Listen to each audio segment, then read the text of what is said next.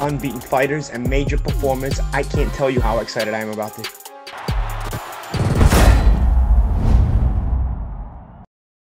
James Helder, IFL TV, MTK Global. With me, I've got High Towers, none other than Richard Towers. How are you, champ? How you doing, pal? You alright? I'm alright. See you, man. How's retirement treating you?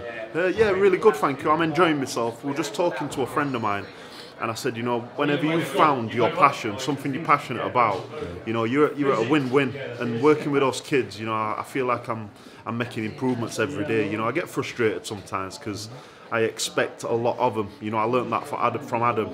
Adam's got a very he's got a high expectancy level, and you know, I think that's why, probably one of the significant reasons why he's producing champion after champion, and probably will continue to do so, even the people that he teaches. You've had the pleasure of working with Adam Booth, gaining that knowledge, that one-on-one tuition, the way he trains fighters, the way he approaches the mental aspect of the game. Do you feel that stood you in good stead now for training youngsters yourself? Yeah, definitely. I'm still around, you know, world class fighters in Tony Bellew, Gavin McDonald, Jamie McDonald, you know, Jordan Gill, Anthony Fowler, you know, who's fought tonight and, you know, stopped a kid with a killer body shot. You know, I think it's so important when you just take example from, you know, such good influencers as Adam, as Dave, as Brendan. You know, you can't go wrong if you just follow that. Because I often say on a regular basis that the only thing I do is teach or pass on exactly what's been passed on to me from Brendan, then from Adam, from Emmanuel Stewart, and then Dave. You know, all these things. I'm just, you know, it's not rocket science. I'm just, to me, it's second nature because I spent so much time with these guys, and I enjoy just giving a little bit back, and I know it's going to work because actions speak. One thing I'm intrigued to know is we know Brendan is a firm believer in just body sparring, for instance. There's very limited head sparring in the Ingle gym. Is that a philosophy that you've taken on board, or do you encourage more full sparring? Yeah, you know, you said that Brendan, he likes body sparring. Yeah, he does on a day-to-day basis. But make no mistake about it, Brendan, you know, we'd go into town, and Brendan would walk up to like meatheads, you know, because I'm heavyweight. He'd walk up to me and go, "Can I talk to you for a minute?"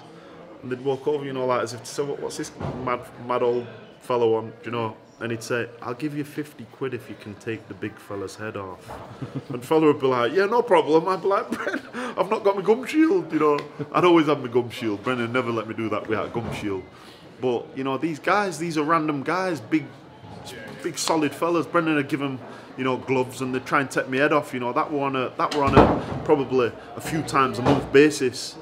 And Brendan always believed that, you know, if you get punched in your head for a living, then eventually there's going to be some significant damage. That's common sense. That's not rocket science. You know, it's common sense. And I'm the same with the kids. You know, if soon as the kids get touched, they get touched on the head, I say, "Right, stop. Come over here. Let me talk to you."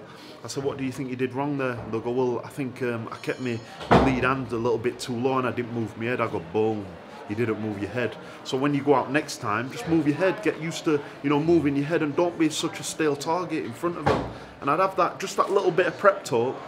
They'd go out, and, you know, the results speak. Look on my Instagram, you know. I've been watching all your clips with the kids. And you can see. A bit strict at times, though, a little bit. Oh, no, definitely. Definitely a but bit that's strict. from Brendan. I blame Brendan for that. You know. I was intimidated watching some of them, let alone the 9-year-olds in the videos and stuff. No, you see these kids now, you know, because I ask them as well. I'm quite specific with these specific things. You know, I speak to kids and I say, "Listen, how do you feel today went? How do you feel that went?" And they go, "Well, I think it went well." I go, "Why?" And they go, "Because I've learned a lot. What does practice make? Practice makes improvement." You know, and these little things, what I'm just passing to them from what I got from Brendan, from Adam, and from the other greats. You know, they seem to they're just flourishing, they're blossoming, and that's the actions speak, don't they? So every now and again, you know, I do get frustrated because, like I say, I expect big things from them. But all in all, I think it's working, and that's the main thing. You know, when you're giving back to kids, and not only in a boxing sense, in an everyday life sense. You know, the parents will bring them into the gym. They'll come over to me, shake my hand because I'm the boss. I'm the boss, I said that, yeah. So, and then they'll go back to the parent, give them a hug, "Thank you for bringing me." Just little things like that. You know, when they stood, they'll be stood, and they'll stand. "Why you stood like that?" because nobody can tell what I'm thinking. So why do you keep looking at my eyes and my mouth? Because it's not threatening. If I look at your eyes and your mouth, your eyes and your mouth, your eyes and your mouth, you're not feeling no threat from me. So why else do you stand like that? Because you can't tell what I'm thinking. You know, these are significant things what played a big part in the things I struggle with as a professional fighter and an amateur fighter. So I'm just trying to, you know, feed them these little things, and it's working, man. It's working. So one fight I want to talk to you about, more a fight that's taken place already, is Dillian Whyte's win over Lucas Brown. Someone that you had the pleasure of sharing the ring with in Lucas Brown. What did you make of Dillian Whyte's performance? You know, Dillian, he's so funny, man. He sent me a message like the day after, and he put, wait, I'll show you the message. So he put, yeah, I'll show you quickly. So he put, yes, bro. You know, I said to, wait, I'll read it to you. Sorry, it's so funny. He has me in stitches, man. And when he won that, see, the thing is, I understand what Dillian's put in. If he put, you know what I said to Brown at the weigh-ins, I said to him, you beat Boy Towers, and for this you will be paid back double. He called me a bleep head.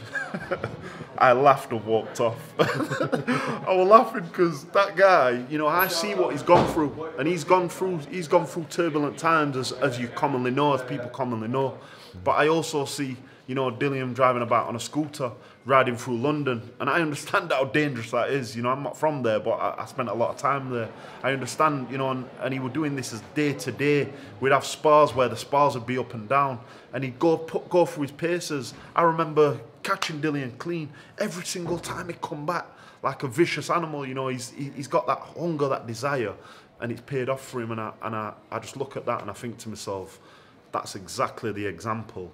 That's the champion people want to follow, because he's doing his thing and he's sticking to it, no matter, despite, you know, the naysayers and people what have got nothing but negatives to say. I'm sure he's been through them. I know he's been through them, and look where he is, man. He's gleaming, and people are taking him seriously, you know. And I know after that Lucas Brown fight, you've got to take him seriously. Richard Towers, thank you very much for giving me a bit of time today. Great to get you on the channel. Thank you, James. Just going to go and chill out and watch the main event and that. Yeah, and, definitely, man. I look forward to catching you again real soon. Nice one, James. Thanks a lot, man. Appreciate it. 3 rounds, 3 minutes, 3 fights. Unbeaten fighters and major performance. I can't tell you how excited I am about this.